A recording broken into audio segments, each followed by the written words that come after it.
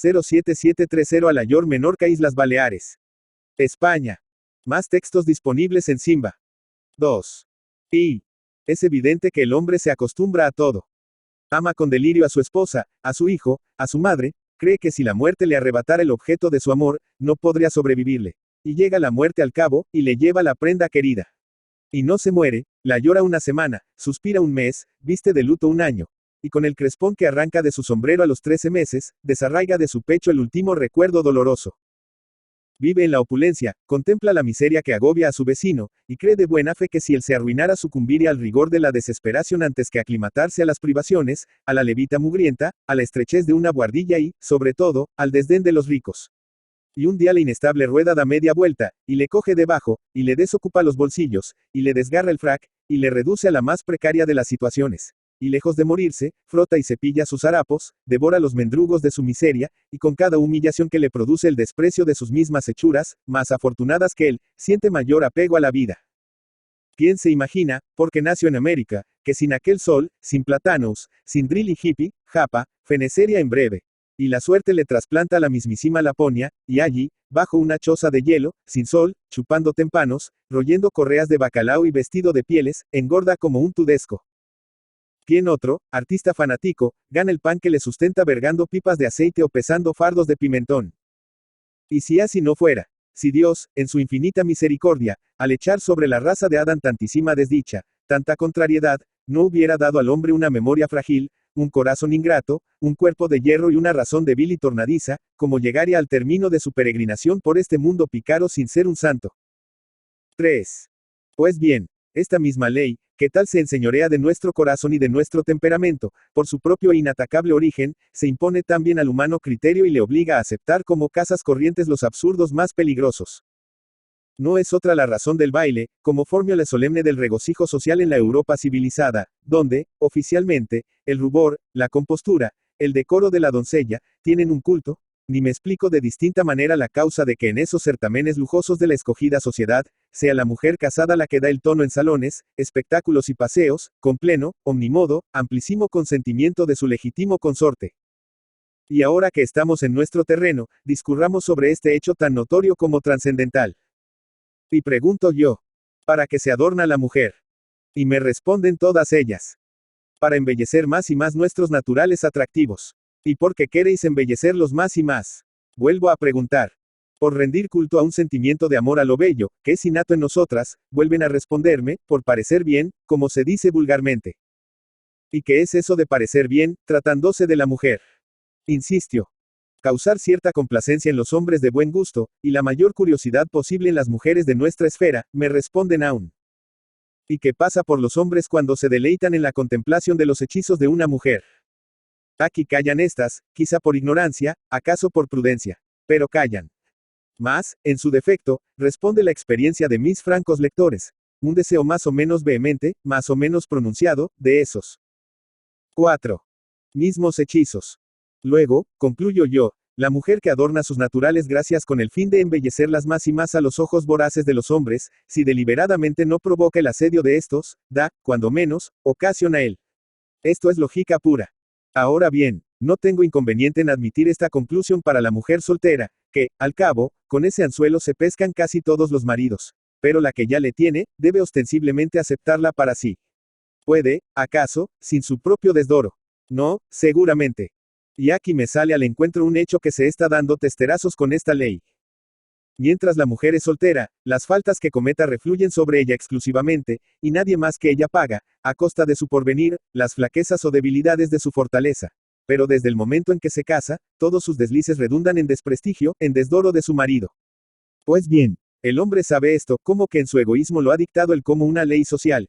Y, sin embargo, en su ciega obstinación, cuando se trata de la hija, toda precaución se le antoja escasa, y cuando se trata de la esposa, toda libertad le parece poco. A la primera le exige un guardián asalariado para la calle, cuando carece de una madre o de una hermana, no soltera, que le preste el amparo de su autoridad. Le tasa el número y la clase de espectáculos y las horas de paseo. Le prescribe el modo de andar, las expresiones del rostro y los asuntos de sus conversaciones. Le fija el color, la calidad, la forma de sus vestidos, y hasta le impone las horas de descanso y los platos de su comida. A la segunda, ni una traba, ni una restricción en su conducta pública o privada. Es libre como el aire. Va por donde quiere y como y cuando quiera. ¿Viste lo que más le gusta? Habla de lo que se le antoja y se ocupa en lo que más le agrada. En suma, a la doncella, todas las seguridades. A la casada, a su propia mujer, es decir, a su propio honor, todos los peligros. Ateme usted esa perspicacia por donde pueda. Y prosigamos. Decía que la mujer casada no aceptaría jamás, ostensiblemente, como móvil de su presunción, el efecto sensual que he definido. Al contrario, sostienen todas que al rendir a la moda ese ostentoso testimonio de adoración, no les anima otro afán que el de satisfacer esa misma pasión.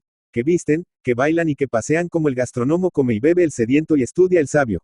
Pero que, en todo caso, aun cuando, y esto lo dicen en 5.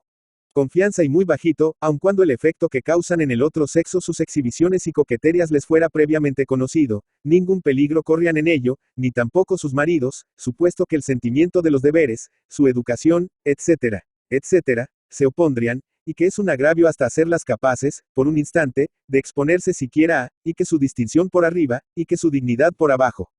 En fin, que no puede ser. Yo voy a demostrar que sí. Al efecto, examinemos su tesis. Que visten y bailan y triunfan por el mero afán de vestir, de bailar y de triunfar, y que aunque otra cosa fuera, ningún riesgo corrían en ello ni su honra ni la de sus maridos. Tenemos aquí dos aseveraciones, a cuál más importante, que rebatir. Y para proceder en orden y con mejor éxito, empiezo haciéndome cargo de la primera. La mujer que necesito para ejemplo la conoce perfectamente el lector, y se la encuentra todos los días en la calle, en los entierros, en el teatro, en el paseo, en las tiendas, en todas partes menos en su casa. El invierno, el verano, el frío, el calor, la lluvia, el sol, las tinieblas, la alegría, las lágrimas de los demás. Todas las estaciones, todas las horas, todas las circunstancias climatéricas, meteorológicas y astronómicas, todas las preocupaciones, todos los acontecimientos sociales, políticos y religiosos la ayudan en su empresa. Todo lo explota para sus fines. Con el barro, se luce una bota hecha ad hoc en Francia. Sobre el polvo, se arrastran unas enaguas que harían la fortuna de un pobre. Con el frío, se ostentan las ricas pieles y el pesado terciopelo. Con el calor, las gasas leves. De noche, el abrigo fantástico. En el duelo, la mantilla de encajes, el rosario de gruesos corales o las doradas cifras del devocionario Relly en oloroso cuero. En el baile, en los salones. Oh, aquí todos los recursos de la fortuna, de la naturaleza y de la coquetería. Esta mujer no existe solamente en los grandes centros de la elegancia. Existe también en la más humilde capital de provincia. En la corte será su teatro más grande, más aparatoso. Pero su papel es el mismo en los pueblos provincianos, con la ventaja de ser en estos sus relumbrones de mayor efecto, su vocación más enérgica, su voluntad más decidida. En una como en otra región, este tipo vive para todo menos para su familia, y de todo se deja ver menos de sus hijos y de su cocinera. Los demás puntos de diferencia importan poco o nada en los tiempos que corremos, y lejos de las 6. Etiquetas palaciegas, una ejecutoria de rancia nobleza se suple fácilmente con un caudal efectivo. O aparente, con un destino bien remunerado, o con uno de esos créditos de prestidigitación que, por más que no se conciban en su origen, se dejan apreciar a cada paso en sus efectos. La posesión de cualquiera de estos diplomas y un palmito regular, bastan a una mujer vana para hacerla creer que no es vulgo, que es distinguida. Inmediatamente, no conformándose con que su propio convencimiento se lo diga, exige el testimonio de alguno más. Después no le basta que 2, 10 o 20 que la hallan al paso se lo confirmen. Necesita hacerse sentir en todo el círculo de sus semejantes. Así se lanza a la carrera del buen tono. Si el porvenir se vislumbra en ella, se observa entonces que adquiere popularidad en esta esfera su hechizo especial. Verbigracia, la pantorrilla, un lunar en el hombro.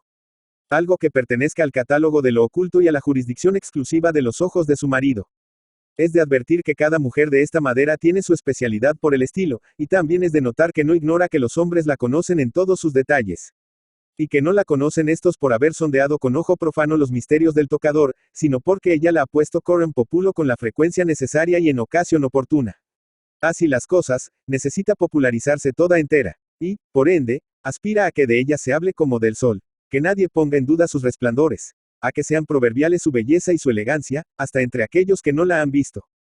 Si lo consigue, un síntoma infalible se lo da a entender, deja de ser señora, y se convierte simplemente en fulana de tal, sin más doña, ni más de, ni otra zarandaja, o en fulanita, o fula, o fulita tal, con la cual contracción, tan lisa y llana, la citan siempre en sus recuerdos pollos, modistas, solterones, cursis y demás gente nociva. Y la prensa, si la hay en el pueblo, que si la abra, gracias a Dios, para sahumerio, cuando menos, de estos ídolos, y decirnos si van o si vienen, o si vestian de nube o de carambano la noche de la recepción de X o de Z. La popularidad en esta forma es la consagración del apetecido encumbramiento de la heroína. Los hombres la admiran y la codician, las mujeres la odian. Triunfo completo. Sustancia de todo este potaje. Una mujer a la moda, que aspira siempre, y en ocasiones llega, a ser una mujer de moda.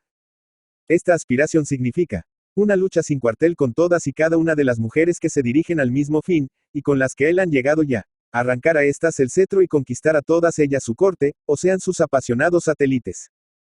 7. Entre estos hay mucho tonto, es verdad, muchos hombres que solo anhelan que el público los vea en familiar inteligencia con el astro de moda. Pero los hay también muy diestros y muy pegajosos, que van derechos al bulto, y no gustan de perder el tiempo en escarceos inocentes. Es preciso, pues, tolerar a los unos, transigir, hasta cierto punto, con los otros, y mostrarse afable, nada escrupulosa y un tantico insinuante con todos. Aquí asoma la oreja la causa de la publicidad del precitado hechizo secreto. Y poner en juego el arsenal de recursos que tal campaña exige, defenderse, acometer, herir con ellos, según las circunstancias, y no conocer sus respectivos efectos la misma persona que los maneja con magistral habilidad, ¿es posible acaso? Concediendo cuanto en este asunto puede concederse, admito que no sea la sensación de marras en el otro sexo el móvil único y exclusivo de los alardes públicos de esta mujer, pero negar que la conoce y que la acepta como el arma más poderosa para llegar al fin que se propone. Es imposible, porque está a la vista. Y demostrada así la falsedad de su primera aseveración, paso a destruir la segunda. Tarea harto fácil en verdad. Que aun conociendo la mujer casada el susodicho efecto, aun siendo este el móvil de sus afanes, ni para su honra ni para la de su marido hay peligro en entregarse a ellos. Demos de lado todo lo que se viene preceptuando, desde Jesucristo hasta el último de nuestros moralistas, acerca de la conducta pública y privada que debe observar una buena esposa. Fuera esta arma, por su temple, demasiado ventajosa para mí. Y arguyendo solo al sentido común, prescindamos también del Estado, y consideremos a la mujer como sexo simplemente. Y ahora respóndaseme. La que tiene por oficio hacer ostentación pública de sus atractivos morales, físicos y artificiales. Aceptar lisonjas y galanteos, y resistir más de un asedio tenaz, se expone a sucumbir en la lucha.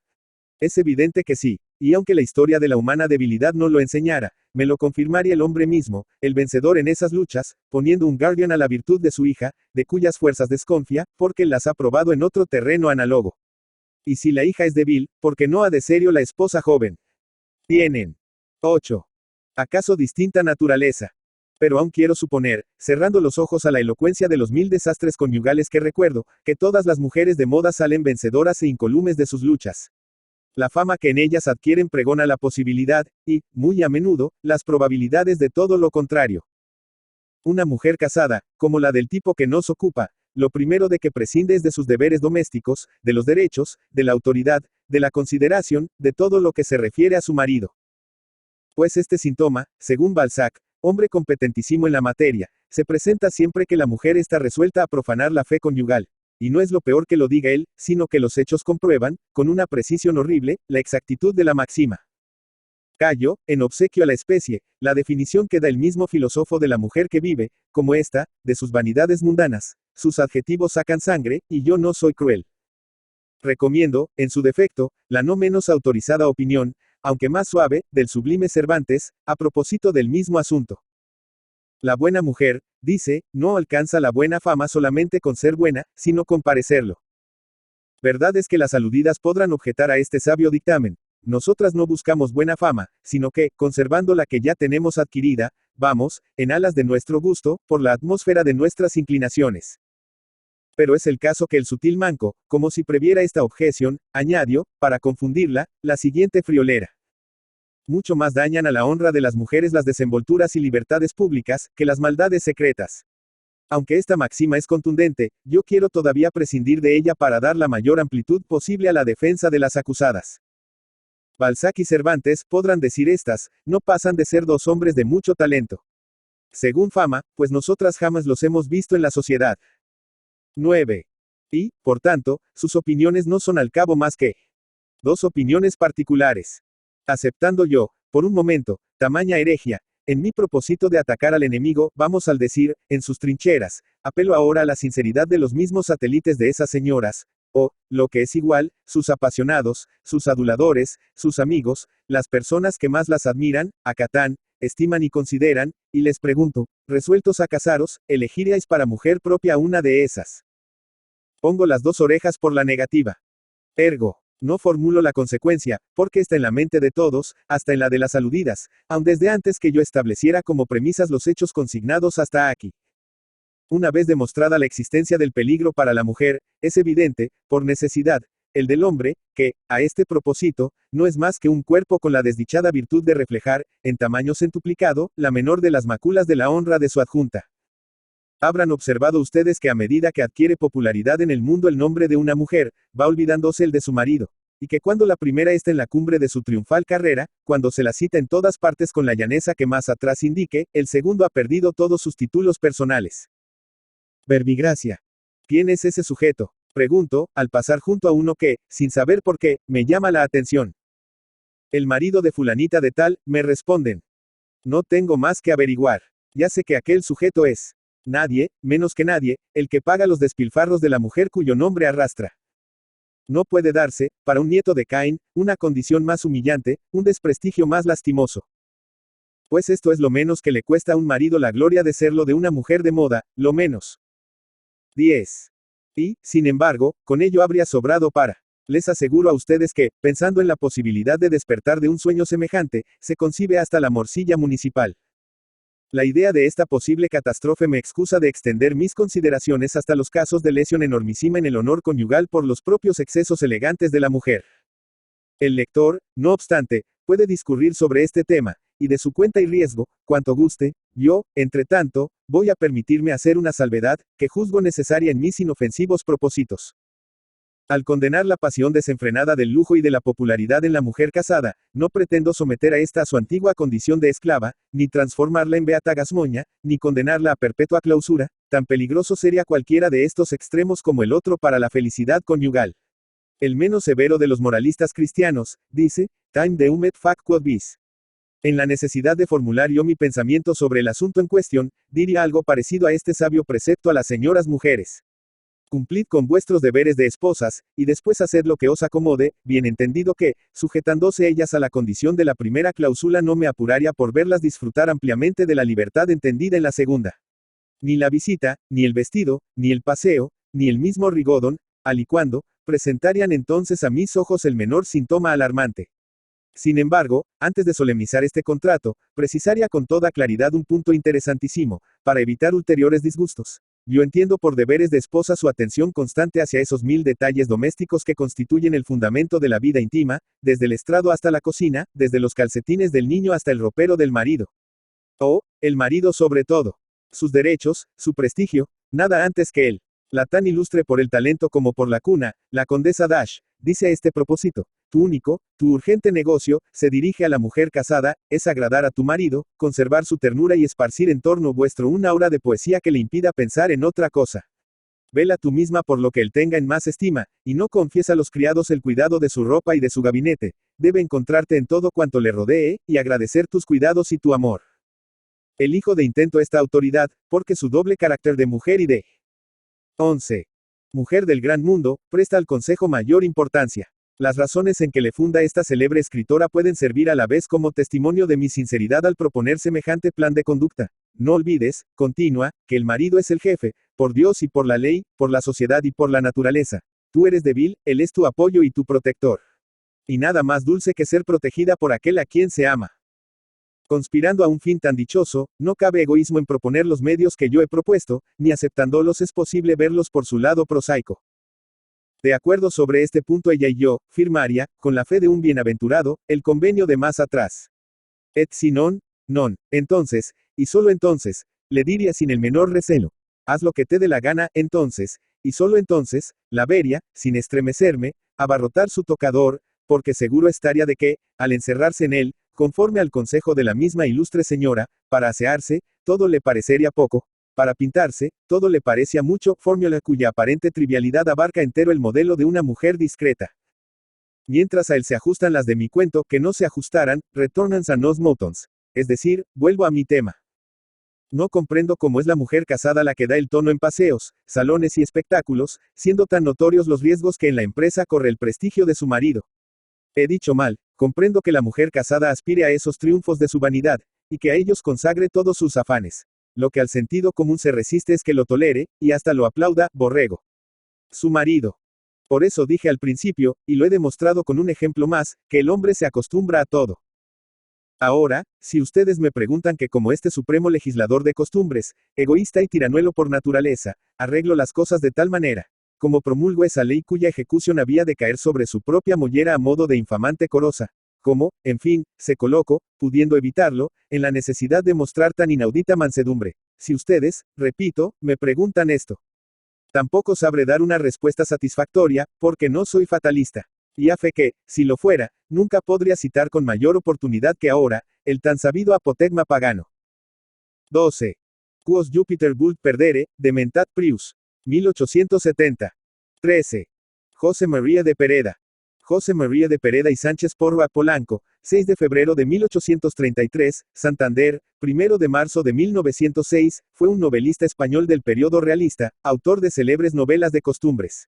También fue político, afiliado al carlismo. Sus obras más conocidas son Peñas arriba, de tal palo tal astilla, La puchera y, especialmente, Sotileza, que le dieron gran reconocimiento, lo cual dio lugar a que ya en 1872 fuese correspondiente de la Real. 14. Academia Española. Fue realista y costumbrista, próximo al romanticismo y naturalismo. Fue descrito, así como todo lo relacionado con él, como perediano. Muchas de sus obras son de carácter autobiográfico. Su corriente literaria más habitual era el realismo, al igual que su contexto histórico. Rechazó las novedades del mundo moderno y ha pasado a la historia por ser uno de los maestros del costumbrismo y de la novela regional, pero supo trascender lo anecdótico para dotar a su obra de un cuidado y un vigor que traspasa el mero regionalismo y lo hizo con una forma moderna de gran valor literario. 15.